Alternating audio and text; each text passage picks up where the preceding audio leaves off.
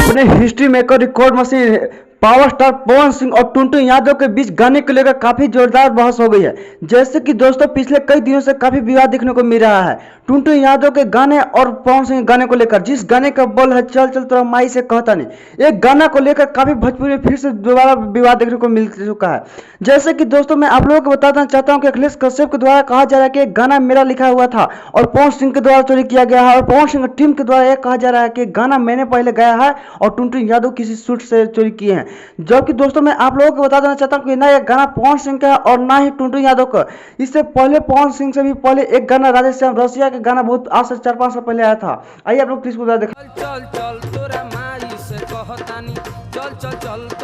तो दोस्तों ये क्लिप देखने के बाद आप सभी को पता चल गया होगा कि एक गाना टुनटुन यादव का है या पावर स्टार पवन सिंह का है। हालांकि इसमें एक गाना राधेश्याम रसिया का है। आप लोग क्लिप्स के द्वारा दिखाई दी है। तो दोस्तों मेरी जानकारी कैसा लगी आप लोग अपना कमेंट बॉक्स में राय जरूर दें, और आप लोग पावर स्टार पवन सिंह और टुनटुन यादव गाने को कितने बार सुने प्लीज आप लोग कमेंट बॉक्स में जरूर राय दें।